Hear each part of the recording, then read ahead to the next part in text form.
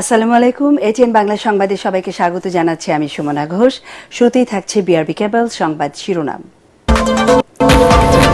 পানির ন্যায্য হিস্সা আদায়ের দাবিতে গণপদযাত্রায় তিস্তা পাড়ের লাখো মানুষ। বিকেলে সমাপনী পর্বে বক্তব্য রাখবেন তারেক রহমান।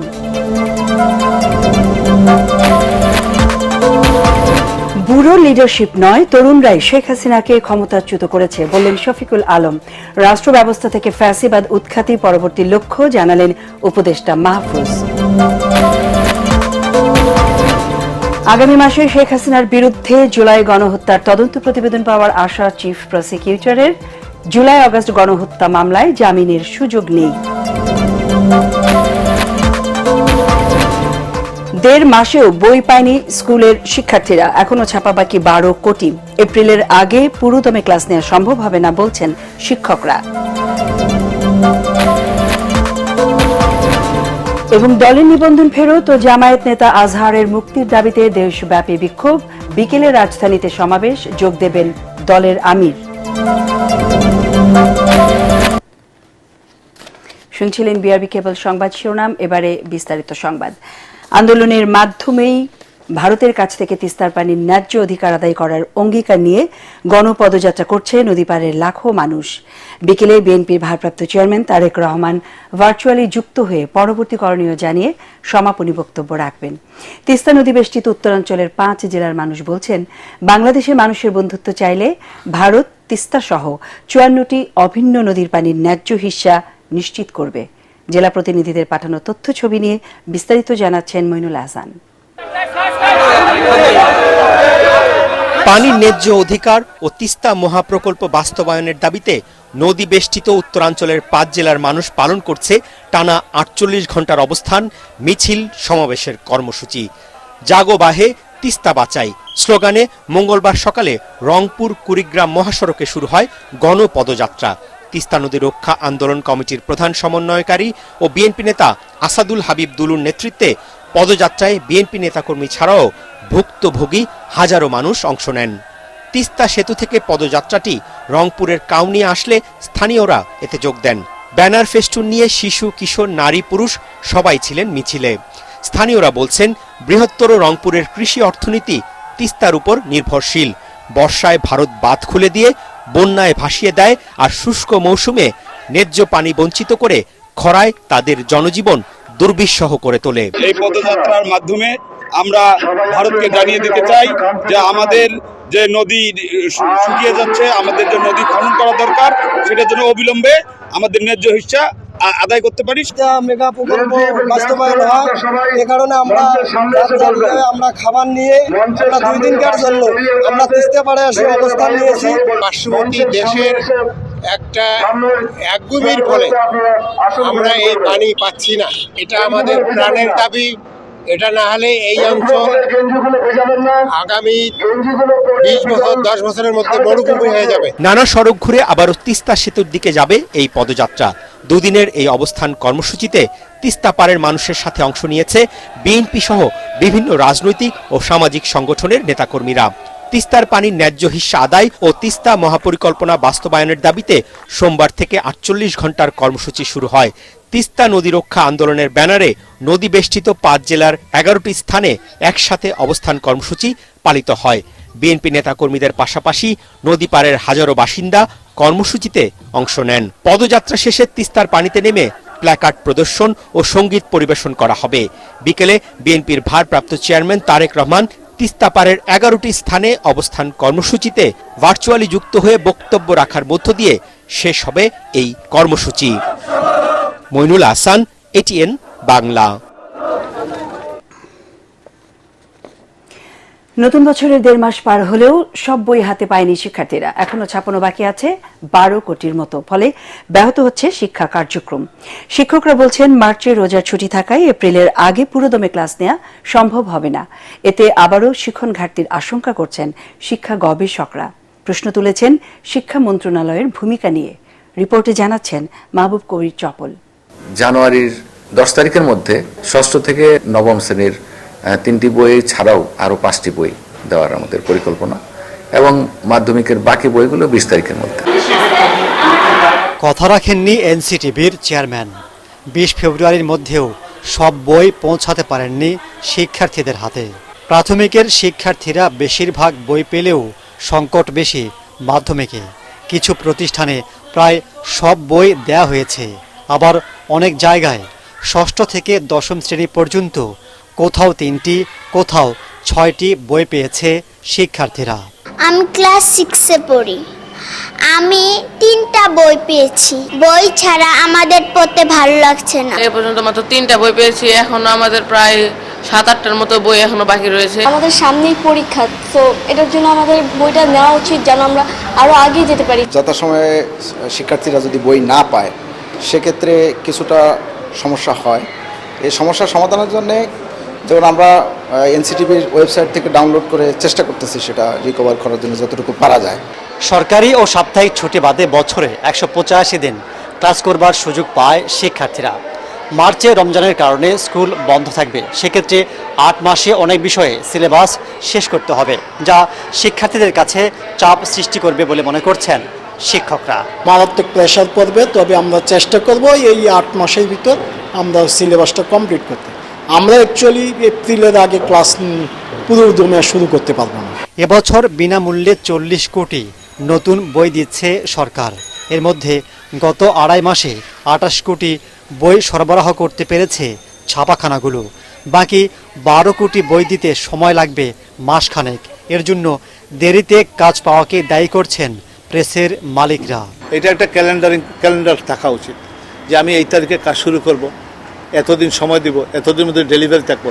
এই পরিকল্পনা, স্থায়ী পরিকল্পনা যে প্রতি বছর কাজ করা হয় তাহলে সমস্যা হবে না। করোনার সময় যে শিক্ষণ ক্ষতি হয়েছে তার পরবর্তীতে সেটি কাটিয়ে উঠতেই অনেক কষ্ট হচ্ছে। এখন যদি সময় মতো লেখাপড়া শুরু না করা যায় তাহলে তো শিক্ষার্থীরা পিছিয়ে যাবে।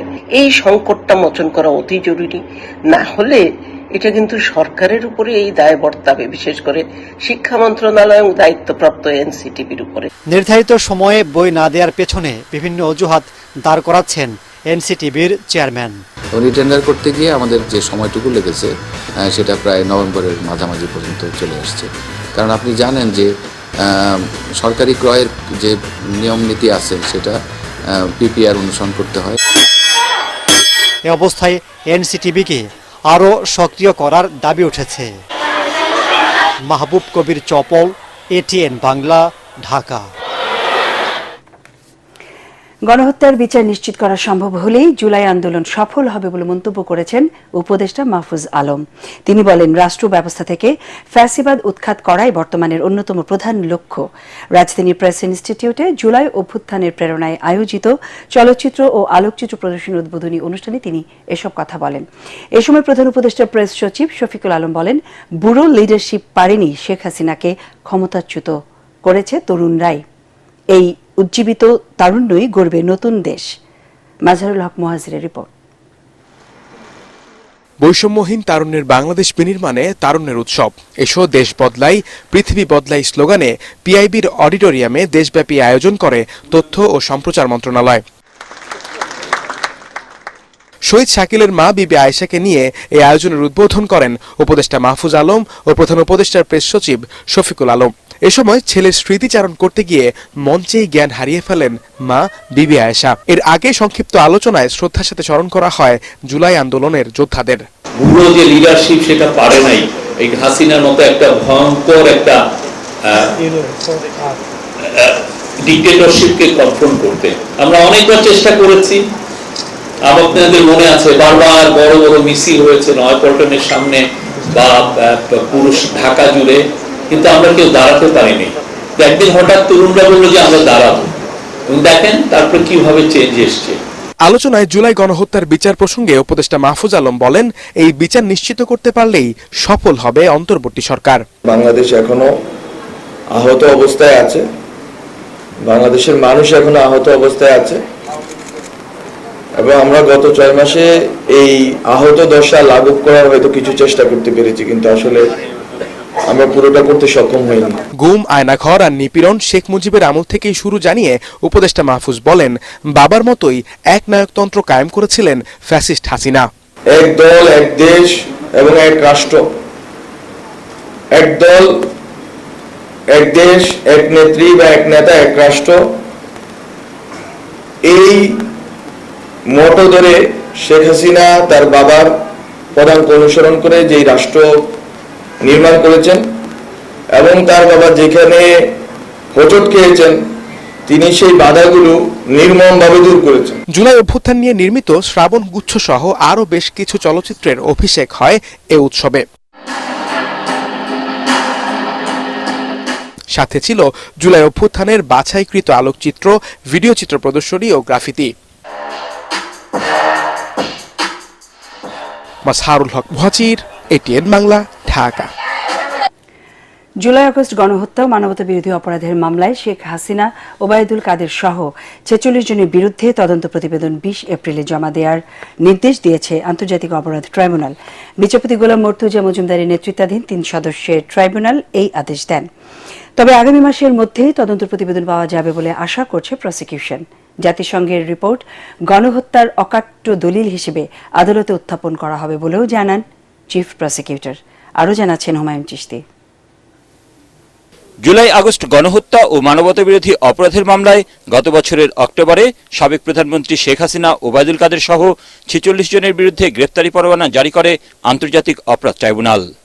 এদের মধ্যে সাবেক মন্ত্রী, প্রতিমন্ত্রী, প্রধানমন্ত্রীর উপদেষ্টা, সাবেক বিচারপতি সহ ১৬ জনকে মঙ্গলবার তৃতীয়বারের মতো ট্রাইব্যুনালে হাজির করা হয়। তথ্য সংগ্রহ, লিপিবদ্ধ যাচাই বাছাই অর্থাৎ সুষ্ঠু তদন্তের স্বার্থে তদন্ত প্রতিবেদন দাখিলে ২ মাসের সময় প্রার্থনা করেন চিফ প্রসিকিউটর। এ সময় আদালত বলেন, তাড়াহুড়ো করতে গিয়ে যেন তদন্তের ত্রুটি না হয়। পরে ২০ এপ্রিল প্রতিবেদন দাখিলের দিন ঠিক করেন আদালত। একই সাথে অন্য মামলায় গ্রেফতার সাবেক সংসদ সদস্য সোলাইমান সেলিমকে ওই দিন হাজিরের নির্দেশ দেন ট্রাইব্যুনাল। আদালত যেটা বলেছেন যে তাড়াহুড়া করতে গিয়ে তদন্ত রিপোর্ট যাতে কোনো ত্রুটিপূর্ণ না হয় সে ব্যাপারেও খেয়াল রাখবেন যে আগামী মাসের মধ্যেই এই বিশেষ করে সাবেক প্রধানমন্ত্রী শেখ হাসিনার বিরুদ্ধে সেটার তদন্ত রিপোর্ট দাখিল করা সম্ভব হতে পারে বলে আমরা আশা করছি। চিফ প্রসিকিউটর বলেন, তদন্তে প্রতিনিয়ত নতুন নতুন প্রমাণ হাতে আসছে। তদন্ত প্রতিবেদনে জাতিসংঘ রিপোর্টের কিছু বিষয় অন্তর্ভুক্ত করার কথাও জানান তিনি। জাতিসংঘ গত জুলাই আগস্টে বাংলাদেশে সংগঠিত যে মানবতা বিরোধী অপরাধ সেটার ব্যাপারে বিস্তারিত তদন্তপূর্বক তারা একটা রিপোর্ট প্রকাশ করেছেন। খুব সুস্পষ্টভাবে তারা বলেছেন যে বাংলাদেশে জুলাই আগস্টে যে আক্রমণটা হয়েছে, যে মানবতা বিরোধী অপরাধটা হয়েছে, সেটা ছিল ওয়াইড স্প্রেড এবং সিস্টেম্যাটিক। এইটা আমাদের মামলা প্রমাণের জন্য একটা বড় এভিডেন্স হিসেবে কাজ করবে। ইতোমধ্যে এসব মামলায় অনেকেই জামিন আবেদন করেছেন। এ প্রসঙ্গে চিফ প্রসিকিউটর বলেন, এই অপরাধ জামিন অযোগ্য, তবে সিদ্ধান্ত দেওয়ার এখতিয়ার একমাত্র আদালতের। মানবতা বিরোধী অপরাধের মতো জটিল এবং এত সিরিয়াস অ্যালিগেশনের ক্ষেত্রে এটা তো বলাই আছে অজামিনযোগ্য, কিন্তু জামিনের ব্যাপারে তো আদালতের জুরিসডিকশন আছে যদি আদালত মনে করে। কিন্তু এই সব আসামিদের বিরুদ্ধে এমন সব অভিযোগ আছে যে তাদেরকে বিচার শেষ হওয়ার আগে জামিন দেওয়ার কোনো সুযোগ আছে বলে আমাদের দিক থেকে আমরা মনে করি না। জুলাই আগস্ট গণ অভ্যুত্থানে এখন পর্যন্ত ১৫০০-র বেশি শহীদের নাম তালিকাভুক্ত করা হয়েছে বলে জানান chief prosecutor. Humayun Chishti, ATN Bangla, Dhaka. রাজধানী মোহাম্মদপুরের কিশোর গ্যাংয়ের গডফাদার অসংখ্য মামলার আসামি কবজি কাটা গ্রুপের প্রধান আনোয়ার হোসেন ওরফে কবজি কাটা আনোয়ারকে ২ সহযোগী সহ গ্রেফতার করেছে র্যাব। রাজধানী কেরানীগঞ্জ কেন্দ্রীয় কারাগার এলাকা থেকে সোমবার তাদের গ্রেফতার করা হয়। রাজধানীর কারণ বাজারে সংস্থাটি মিডিয়া সেন্টারে র্যাব জানায়, ২০০৫ সালে যশোর থেকে ঢাকা আসার পর শুরুতে ট্রাক ড্রাইভার ছিলেন আনোয়ার। পরে ধীরে ধীরে নানা ধরনের অপরাধের সাথে জড়িয়ে পড়ে। টার্গেট ব্যক্তির হাতের কবজি কেটে উল্লাস করত আনোয়ার। ছিনতাই, চুরি, ডাকাতি, চাঁদাবাজি, মাদক ব্যবসা, মানুষকে কুপিয়ে জখম কিংবা কুপিয়ে হত্যা এমন কোনো অপরাধ নেই যা কবজি কাটা আনোয়ার গ্রুপ করেনি। এই সন্ত্রাসী মোবাইল কিংবা কোনো ধরনের ডিজিটাল ডিভাইস ব্যবহার না করায় তাকে গ্রেফতারে বেগ পেতে হয় আইন শৃঙ্খলা বাহিনীর। আনোয়ারের আশ্রয়দাতা এক্সেল বাবু সহ তার সকল সহযোগীকে ধরতে অভিযান চলছে বলেও জানায় র্যাব। খুন, খারাপি এবং ধারালো অস্ত্র দিয়ে জখম করার যে একটা অশুভ প্রতিযোগিতা আপনারা ইতিমধ্যে দেখেছেন, বিভিন্ন নিউজে করেছেন। বিগত সময়ে কতিপয় সন্ত্রাসী রাজধানীর মোহাম্মদপুরে এক যুবকের হাতের কবজি বিচ্ছিন্ন করে তা ভিডিও ধারণ করে টিকটকে এটা প্রচার করে এবং রান্না করার হাঁড়িতে এই কবজি সিদ্ধ করে সে এটা স্যুপ হিসাবে এটা সে পান করবে, এভাবে সে ঘোষণা দেয় এবং সেই কবজি কাটা আনোয়ার, এবং এরপর থেকে তার নাম হয়ে যায় কবজি কাটা আনোয়ার। নিবন্ধন ফেরত দেওয়া ও জামায়াত নেতা এটিএম আজহারুল ইসলামের মুক্তির দাবিতে দেশব্যাপী বিক্ষোভ সমাবেশ করেছে জামায়াতে ইসলামী। গাজীপুর জেলা ও মহানগর জামায়াতের উদ্যোগে শহরের শিববাড়ি থেকে চান্দনা চৌরাস্তা অভিমুখে বিক্ষোভ মিছিল করেন জামায়াত নেতাকর্মীরা। মিছিল পূর্ব সমাবেশে অন্যান্যের মধ্যে বক্তব্য রাখেন জামায়াতের কেন্দ্রীয় নির্বাহী পরিষদের সদস্য অধ্যক্ষ মোহাম্মদ ইজ্জাতুল্লাহ ও মহানগর আমির অধ্যাপক জামাল উদ্দিন। দলের নিবন্ধন ফেরত ও এটিএম আজহারুল ইসলামের মুক্তি না হলে 5 অগস্টের মতো আন্দোলন গড়ে তোলার ঘোষণা দেন তারা। এদিকে দিনাজপুর জেলা শাখার উদ্যোগে দিনাজপুর ইনস্টিটিউট মাঠ প্রাঙ্গণ থেকে বিক্ষোভ সমাবেশ ও মিছিল করে জামায়াত। বিক্ষোভ সমাবেশের অন্যান্যের মধ্যে বক্তব্য রাখেন জেলা আমির অধ্যক্ষ আনিসুর রহমান। এদিকে বিকেলে ঢাকা মহানগরীর উদ্যোগে পল্টন মোড়ে বিক্ষোভ সমাবেশ অনুষ্ঠিত হবে। এতে বক্তব্য রাখবেন জামায়াতের আমির ডাক্তার শফিকুর রহমান।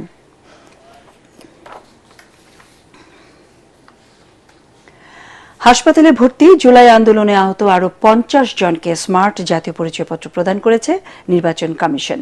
মঙ্গলবার সকালে বিএসএমএমইউতে জাতীয় পরিচয় নিবন্ধন অনুবিভাগের মহাপরিচালক এএসএম হুমায়ুন কবির আহতদের হাতে স্মার্ট এনআইডি তুলে দেন।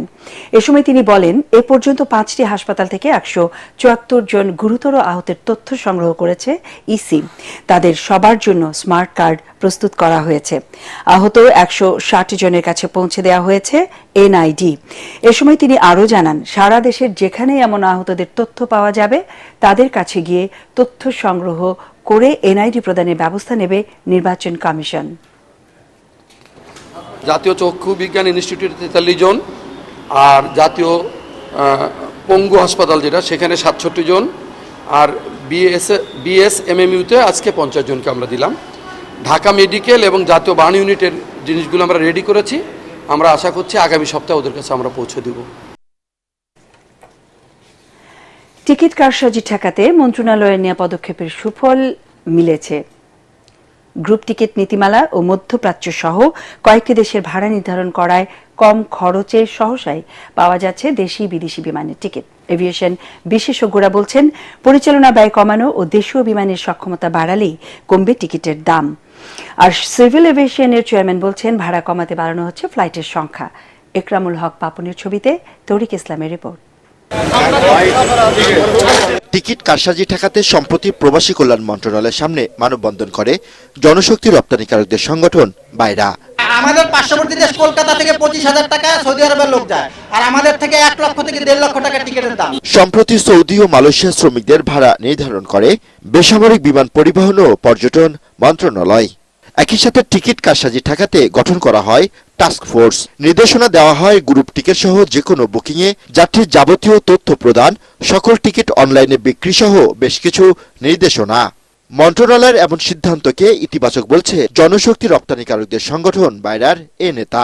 এই নিয়মটি যতদিন বাংলাদেশ থেকে ওয়ার্কার যাবে ততদিনের জন্য হওয়া উচিত এবং প্রত্যেকটি সরকারকেই এই পদক্ষেপটি রান করে রাখতে হবে। টিকিটের দাম নির্ধারণ ও টাস্ক ফোর্স গঠনের মাধ্যমে টিকিট কারসাজি রোধ করা সম্ভব বলে জানায় আটাব মহাসচিব। রয়েছে ভিন্ন মত। এখন যে নির্দেশনাগুলো এসেছে সেগুলো আমরা মনে করি যে আপনার এই যে টিকিট সিন্ডিকেশন বলেন বা এয়ার টিকিট যে কারণে artificially air ticket price high করা হচ্ছে, সিট ব্লক করে আর্টিফিশিয়ালি ক্রাইসিস ক্রিয়েট করা হচ্ছে, সো এই জিনিসগুলো বন্ধ হবে। নতুন নতুন এয়ারলাইন্স যদি না আসে, আপনি যতই কথা বলেন ফেয়ার কমবে না। ফেয়ার কমাইতে হলে আপনাকে ফ্লাইট বাড়াইতে হবে। দেশীয় বিমানের সক্ষমতা বাড়ালে টিকিট খরচ কমানো সম্ভব বলে মত এভিয়েশন বিশেষজ্ঞদের। 78 to 79% যদি বিদেশি এয়ারলাইন্স অপারেশনে থাকে, সেখানে কিন্তু 20% দিয়ে আসলে ডমিনেট করার কোনো সুযোগ নাই। ফার্স্ট অফ অল আমি বলবো যে বিদেশি এয়ারলাইন্সগুলোকে যদি ফার্স্ট ডমিনেট করার সুযোগ থাকে অথরিটির কাছ থেকে, সেইটা করার পরে ডেফিনেটলি আমরা সেই জায়গা থেকে আমি বলবো কম্পারেটিভ ফেয়ার দেওয়ার একটা সুযোগ দেয়। সংকট কমাতে সক্ষমতা অনুযায়ী দেশি বিদেশি ফ্লাইটের সংখ্যা বাড়ানো হচ্ছে বলে জানায় বেবিচক চেয়ারম্যান। আমরা সিভিল এভিয়েশন থেকে যে মেজারটা নিয়েছি সেটা হলো যে আমরা ফ্লাইটের সংখ্যা বাড়িয়ে দিয়েছি।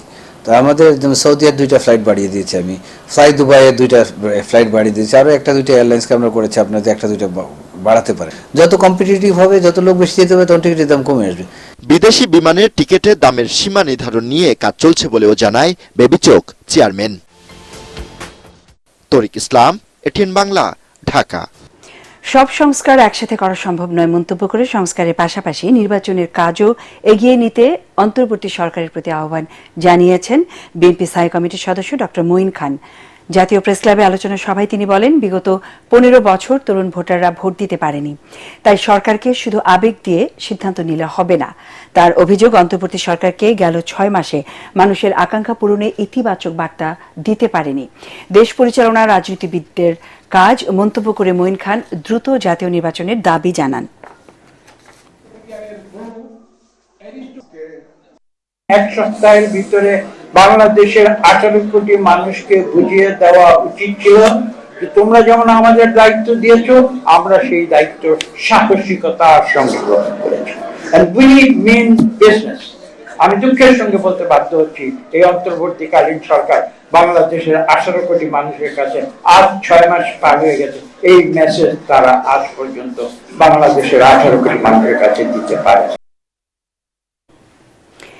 নিম্ন আয়ের মানুষের জন্য আবারও ট্রাকে করে পণ্য বিক্রি শুরু করেছে টিসিবি। এলাকা ভিত্তিক প্রতিদিন 200 পরিবার এই সুবিধা পাবেন। তবে দীর্ঘক্ষণ লাইনে দাঁড়ানোর পরেও খালি হাতে ফিরতে হয়েছে অনেককেই। অভিযোগ উঠেছে একই পরিবারকে 2 থেকে 3টি টোকেন দেয়া নিয়েও। রিপোর্ট করছেন ঐশী গোস্বামী প্রমা। রাজধানীর কারওয়ান বাজারের প্রধান সড়কে বেলা 11টা থেকে নারী ও পুরুষের 2 লাইন। প্রতীক্ষা কখন পাবেন সাশ্রয়ী মূল্যের পণ্য। পাবো কিনা আবার দিতে পারে, এই যে আশায় বসে আছি, না করলেই চলে যাবো। টোকেন ছাড়া দাঁড়াইছি, যদি পাই তাহলে নিব, না পাইলে নাই, যুদ্ধ করার দরকার নেই এখানে। শুধু নিম্ন আয়ের মানুষই নয়, লোকলজ্জা ভুলে টিসিবি লাইনে দাঁড়িয়েছেন মধ্যবিত্তরাও। ঘন্টার পর ঘন্টা টিসিবির পণ্য বিপণন কার্যক্রমের লাইনে দাঁড়িয়ে থাকার পরেও পণ্য না পাওয়া নিয়ে ক্ষোভ জানিয়েছেন অনেকেই। আমাদের দামটা কমাই দেখ, আমরা যেন রাস্তায় না আসে, যে মারামারি গুতাগুতি করে টোকেন পাই নাই, নিশ্চয়তা নাই যে মাল পাবো কিনা। আজও এই যে রাস্তায় ছেলে মেয়ে স্বামী সংসার ছুঁয়ে আয়া করছি একটু কমের লেগে, একটা মাল দেয় না, মাল পাইলাম আমরা, এত কষ্ট করে খাই দেয়, মাল দিয়ে দেবেন সরকার। পণ্য বিপণন কর্মীরা বলছেন, এলাকা ভিত্তিক 200 জন পরিবারই টিসিবির পণ্য সুবিধা পাবেন। প্রতি ট্রাকে 200 লোকের মাল দেয়, কিন্তু দেখা যায় যে আমরা এই যে আইসি সিরিয়ালে দেখা যায় লোক হইব মনে করেন 300-400 উপরে, কিন্তু 200 লোকের মাল দিছে, আর মাল কিন্তু মনে করেন পাবলিক পাইতেছে না, ওই আমাদের সাথে চেতাচেতি। আসন্ন ঈদ উল ফিতর উপলক্ষে টিসিবির প্যাকেজে থাকছে 1 কেজি চিনি, 500 গ্রাম খেজুর, 2 কেজি ডাল, 2 কেজি ছোলা ও 2 লিটার তেল। ঐশী গোস্বামী প্রমা, এটিএন বাংলা, ঢাকা। শিল্প কারখানার বিষাক্ত বর্জ্যে ভয়াবহ দূষণের কবলে পড়েছে ময়মনসিংহের ভালুকার নদীগুলো। দূষিত বর্জ্যে ফসলের ব্যাপক ক্ষতির পাশাপাশি বিভিন্ন অসুখে আক্রান্ত হচ্ছেন স্থানীয়রা। পরিস্থিতি মোকাবেলায় কারখানা কর্তৃপক্ষকে সার্বক্ষণিক নজরদারিতে আনতে সিসি ক্যামেরা বসাচ্ছে পরিবেশ অধিদপ্তর। ভালুকা থেকে আনোয়ার হোসেন তরফদারের রিপোর্টে বিস্তারিত। ময়মনসিংহের 1,500-এরও বেশি শিল্প কারখানার অধিকাংশই বালুকা উপজেলায়। তবে এই শিল্প এলাকার বেশিরভাগ কারখানায় নেই বর্জ্য শোধনাগার, ইটিবি প্ল্যান্ট। ফলে অপরিশোধিত অবস্থায় এসব কলকারখানার পানি যাচ্ছে নদী নালায়। এসব পানি কৃষিকাজ সহ নিত্য প্রয়োজনে ব্যবহারের ফলে বাড়ছে অসুখ বিসুখ। অপরদিকে বিষাক্ত বর্জ্যে ভরাট হচ্ছে অস্তিত্ব সংকটে ক্ষীর নদী, হুমকিতে জীববৈচিত্র্য। পানি বন্ধ মানে বিরাট দুর্গন্ধ, এই পানির মধ্যে আমরা কোনো আপ ব্যাংক করছে কোনো কিছু না, মাছ তো দূরের কথা, আগে যে পরিমাণ মাছ আছে পানি শোষণ করে সারে না, হুমাইরা সাইরা দেয়, পানি নামলে এই যে ধরুন ঠোল তরি খাদ্য ইয়া হয়ে যা, হাঁস ফালতারি না, হাঁসকে নুকটা খায়া, এই যে রঙের পানি খায়া ইয়া হয়ে যা, মারা যায়। নদীর পানি এখন ব্যবহার করা যায় না, গরু মাছ আমরা গাদাইতাম নদীতে, গাদাম জানা। পরিবেশ অধিদপ্তর বলেছে, কলকারখানাগুলোর বর্জ্য শোধনাগার সচল কিনা তা মনিটরিং এ স্থাপন করা হচ্ছে সিসি ক্যামেরা। যে ইন্ডাস্ট্রিগুলো আছে সেই ইন্ডাস্ট্রিগুলো আমরা সিলেক্ট করেছি যে কোন কোন ইন্ডাস্ট্রি থেকে এই দূষণ গুলো হচ্ছে, এবং পাশাপাশি এটা নিয়ে আমাদের কর্ম পরিকল্পনা অনুযায়ী নিয়মিত মনিটরিং সেটা আমাদের চলছে। দীর্ঘ সময় ধরে চলে আসা এই সমস্যার সমাধানে কর্তৃপক্ষকে কার্যকর ব্যবস্থা নেওয়ার দাবি স্থানীয়দের। কলকারখানার বিষাক্ত পানি নদীতে ফেলার কারণে বালুকার অভিশাপ হয়ে গেছে এই নদী। আগের মতো মাছ পাওয়া যায় না, কোনো কাজে ব্যবহার করা যায় না এই নদীর পানি। এলাকাবাসীর দাবি, কলকারখানাগুলো যদি পানি শোধন করে নদীতে ফেলে তাহলেই প্রাণ ফিরে পাবে বালুকার এই ক্ষীর। ময়মনসিংহের ভালুকা থেকে আনোয়ার হোসেন, এটিএন বাংলা। এবারে আল আরাফা ইসলামী ব্যাংক অর্থ সংবাদ।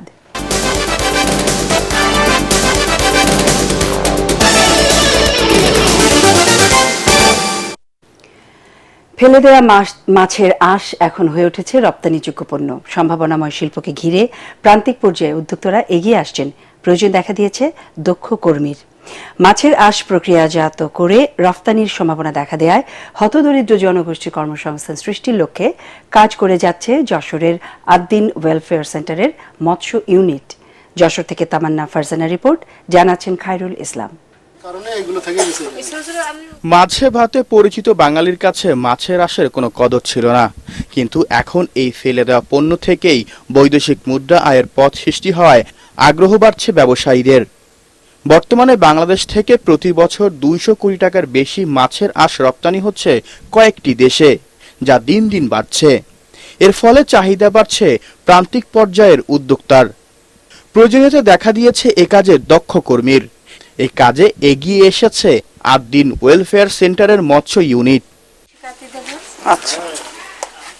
পল্লী কর্মী সহায়ক ফাউন্ডেশন PKSF এর আর্থিক ও কারিগরি সহযোগিতায় আদ্দিন ওয়েলফেয়ার সেন্টারের মৎস্য ইউনিটের তত্ত্বাবধানে বাঘারপাড়া উপজেলার খাজুরায় বাস্তবায়ন করা হচ্ছে সৃজনশীল মৎস্য বিষয়ক কার্যক্রম মাছের আঁশ প্রক্রিয়াজাত ও বাজারজাতকরণের উদ্যোক্তা তৈরির প্রকল্পটি।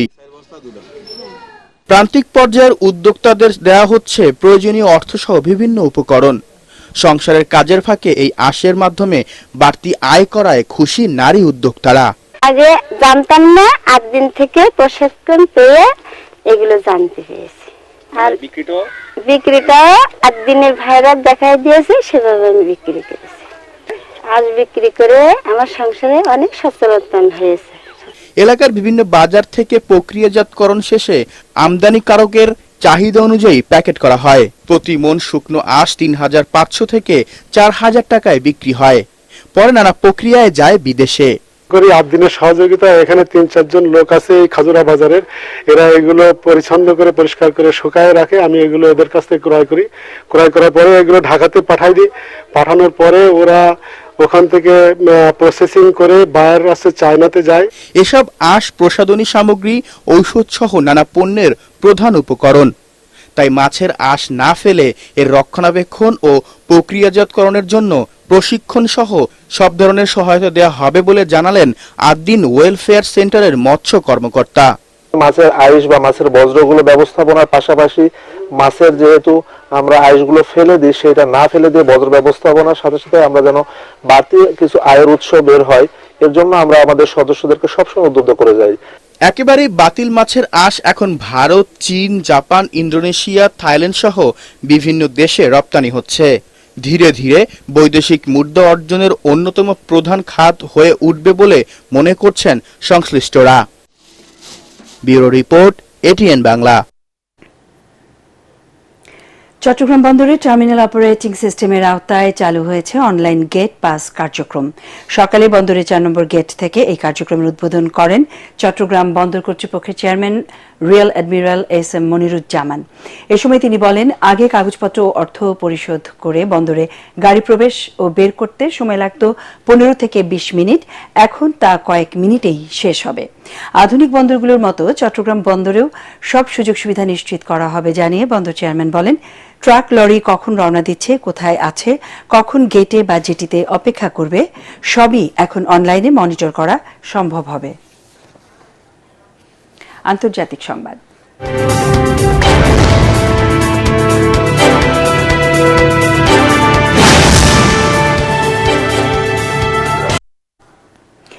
ইউক্রেন ইস্যুতে যুক্তরাষ্ট্রের নতুন প্রেসিডেন্ট ডোনাল্ড ট্রাম্পের নীতির পরিবর্তন নিয়ে করা জরুরি বৈঠকে একমত হতে পারেনি ইউরোপের নেতৃবৃন্দ।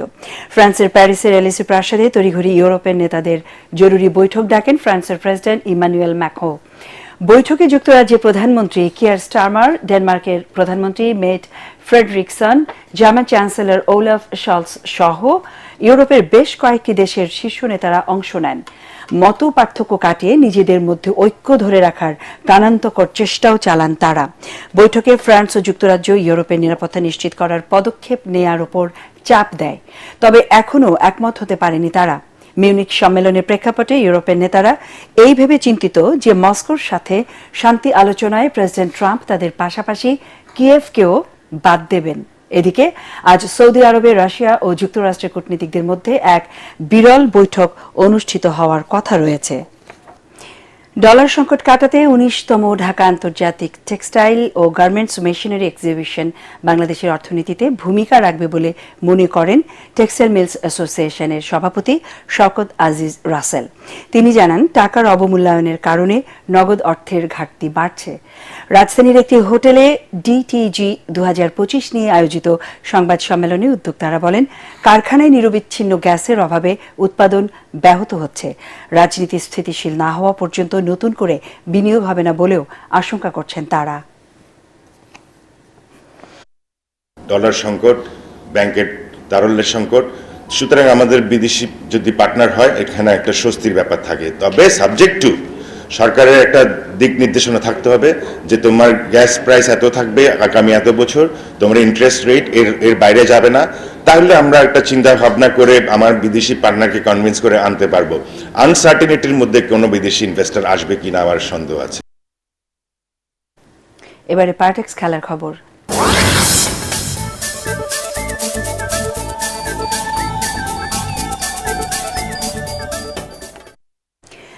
পাকিস্তান ও নিউজিল্যান্ডের ম্যাচ দিয়ে কাল করাচিতে শুরু হচ্ছে আইসিসি চ্যাম্পিয়ন্স ট্রফির আসর। টুর্নামেন্টের সর্বোচ্চ দুবার করে শিরোপা জিতেছে ভারত ও অস্ট্রেলিয়া, আর বাংলাদেশের সেরা সাফল্য 2017-তে সেমিফাইনালে জায়গা করে নেয়া। টুর্নামেন্টের নানা তথ্য নিয়ে রিপোর্ট করছেন SM আশরাফ। 1998 সালে ঢাকায় যখন প্রথম আসর বসে তখন এর নাম ছিল আইসিসি নকআউট ট্রফি। মূলত নন টেস্ট প্লেয়িং দেশগুলোর ক্রিকেটের উন্নতির জন্য তহবিল সংগ্রহের লক্ষ্যে এর পরিকল্পনা করেন তখনকার আইসিসি সভাপতি জগমোহন ডালমিয়া। এরপর 2000 সালে এই টুর্নামেন্টের আনুষ্ঠানিক নামকরণ করা হয় আইসিসি চ্যাম্পিয়ন্স ট্রফি। প্রথম দিকে শুধু টেস্ট খেলুড়ে দেশগুলো সুযোগ পেলেও এখন টুর্নামেন্ট শুরুর 6 মাস আগে ওয়ানডে র্যাঙ্কিংয়ের শীর্ষে থাকা 8টি দল খেলতে পারে। টাইগাররা প্রথম এই আসরে খেলে 2000 সালে কেনিয়ার নাইরোবিতে। এবার এ গ্রুপে বাংলাদেশের প্রতিপক্ষ ভারত, পাকিস্তান ও নিউজিল্যান্ড। বি গ্রুপে আছে অস্ট্রেলিয়া, আফগানিস্তান, দক্ষিণ আফ্রিকা ও ইংল্যান্ড। এবারই প্রথম দুই দেশে হতে যাচ্ছে এই আসর। পাকিস্তানে খেলতে যাওয়া নিয়ে ভারতের আপত্তির কারণে আয়োজক হিসেবে যুক্ত হয়েছে আরব আমিরাত, যে কারণে প্রথমবার চ্যাম্পিয়ন্স ট্রফির নামের সঙ্গে যুক্ত হয়েছে হাইব্রিড শব্দটি। এখন পর্যন্ত দুবার করে এই টুর্নামেন্টের শিরোপা জিতেছে অস্ট্রেলিয়া ও ভারত। বাংলাদেশ চ্যাম্পিয়ন্স ট্রফিতে যে দুটি জয় পেয়েছে তার প্রথমটি 2000 সালে জিম্বাবুয়ের বিপক্ষে, অন্যটি 2017-তে কিউইদের সাথে। এবার নাজমুল হোসেন শান্তর দলের মিশন আরো বড়। টুর্নামেন্ট শুরুর আগেই বলেছেন শিরোপা জিততে চায় বাংলাদেশ। SM Ashraf, ATN Bangla. সংবাদ শেষ করব তার আগে বিআরবি কেবল সংবাদ শিরোনাম আরো একবার। পানির ন্যায্য হিস্সা আদায়ের দাবিতে গণপদযাত্রায় তিস্তা পাড়ের লাখো মানুষ। বিকেলে সমাপনী পর্বে বক্তব্য রাখবেন তারেক রহমান।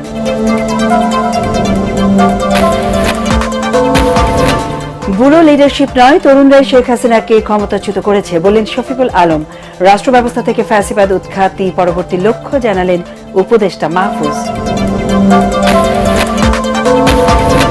আগামী মাসেই শেখ হাসিনার বিরুদ্ধে জুলাই গণহত্যার তদন্ত প্রতিবেদন পাওয়ার আশা চিফ প্রসিকিউটরের। জুলাই আগস্ট গণহত্যা মামলায় জামিনের সুযোগ নেই। 1.5 মাসেও বই পায়নি স্কুলের শিক্ষার্থীরা, এখনো ছাপা বাকি 12 কোটি। এপ্রিলের আগে পুরোদমে ক্লাস নেওয়া সম্ভব হবে না বলছেন শিক্ষকরা।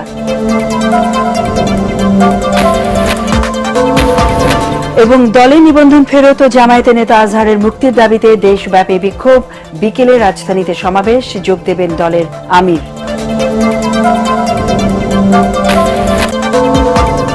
আমাদের পরের সংবাদ দেখার আমন্ত্রণ জানিয়ে এখনকার মতো শেষ করছি। এটিএন বাংলা সংবাদ ইউটিউবে দেখতে ব্রাউজ করুন youtube/ATN Bangla News।